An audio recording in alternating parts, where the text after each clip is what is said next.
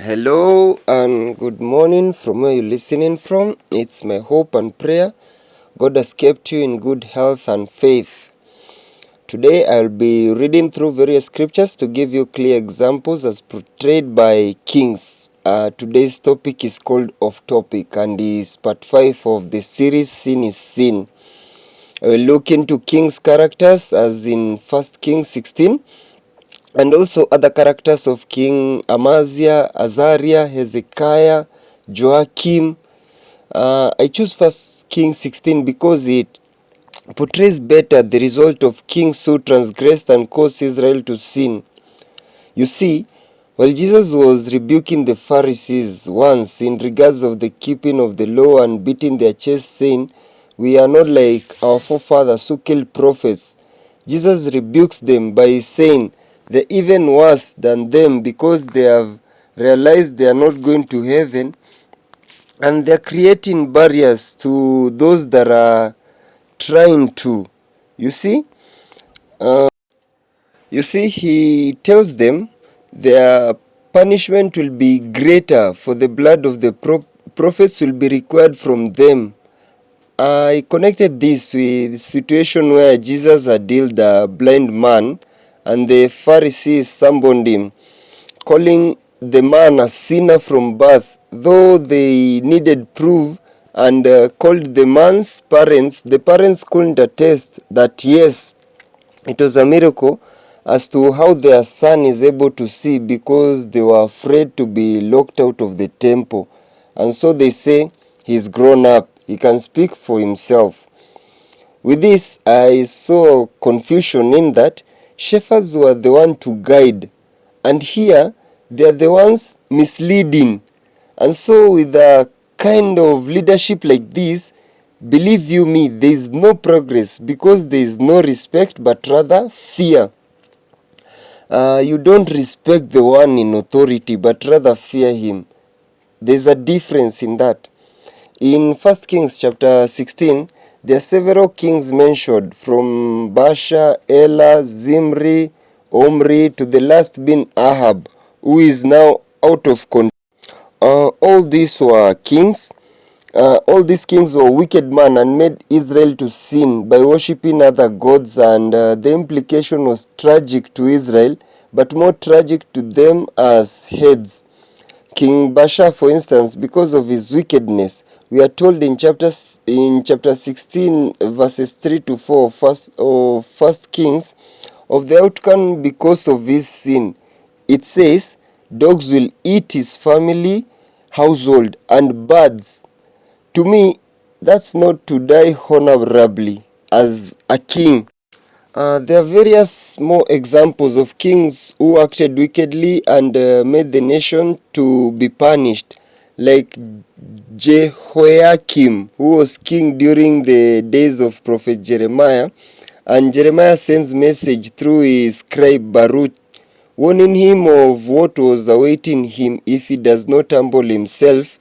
In verse 3 of Jeremiah 36, allow me to read, it says, "Perhaps if the people of Judah hear about every disaster I plan to inflict on them, each of them will turn from his wicked ways, then I will forgive their wickedness and their sin."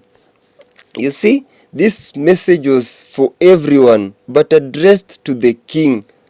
Furthermore, the people heard the message and even made sure the letter reaches the king, who, we are told, conducted himself badly by tearing the letter as it's been read to him. He was in his winter apartment, and so when it was read a column, he tear it and threw it in the fire.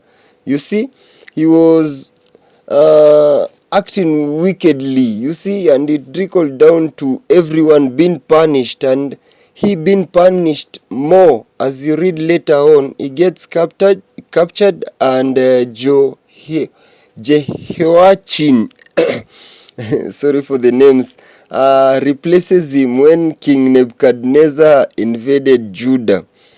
In fact, he was done as Jeremiah prophesied.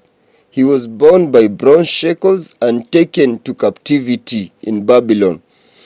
Another king who was established and did right in the eyes of the Lord was King Uzziah.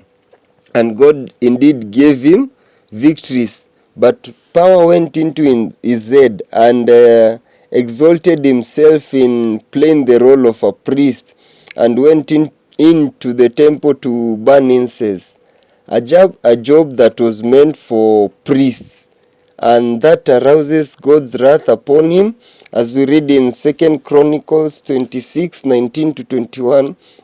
It says, Uzziah, who had a censer in his hand, ready to burn incense, became angry while he was raging at the priests in their presence before the incense altar in the Lord's temple. Before the incense altar in the Lord's temple, leprosy broke out on his forehead. When Azariah the chief priest and all the other priests looked at him, they saw that he had leprosy on his forehead, so they hurried him out. Indeed, he himself was eager to live because the Lord had afflicted him. King Uzziah had leprosy until the day he died. He lived in a separate house, leprous, and excluded from the temple of the Lord. Jotham, his son, had charge of the palace and governed the people of the land. And this turn of event made his predecessor, that is his son Jotham, not to go into the temple all his life as king, though we are told he honored God and did what was right. King Amaziah is another who followed God's command through the prophet, and through this God gave him victory over Seir, that is in Edom. But afterwards, after defeating the Edomites, he bring the gods of the temple of Seir, people who he had defeated, and starts to worship them, and God sends prophet to warn him, but he rages at the prophet, and because of this and his pride, God gives him to the Israelite army. Our last example is of King Hezekiah, who we are told purified the temple and brought sanity back to Israel. And even he was confronted by King Sennacherib of Syria and laid a siege in Judah, and things were not working to his advantage. He still clinged on to God, and God gave him victory, even without him fighting. Also, when he was sick, he still hoped for the Lord to restore him, and with that God adds him 15 more years. Although all through his naivety, he welcomes the Babylonians, the Chaldeans, and with this the prophet Isaiah tells him of the repercussion for him doing that. He humbles himself, and God assures him that what he had planned against Judah because of King Hezekiah's conduct won't come during his reign, but through his successors, his sons. And now, this is the conclusion to all this. A message to you, my listener. Get the truth for yourself. As read, no more will our fathers eat sour grapes than our teeth to be set on edge. What this means is everyone will die for his or her sin and will be judged by them. Read the Bible for yourself and walk in God's way, because at the end it won't be your pastor or your spiritual leader, but rather you yourself. Your pastor will be asked, why did you lie to him or her? And you will be asked, why did you allow yourself to be lied to? Thank you, and God bless you.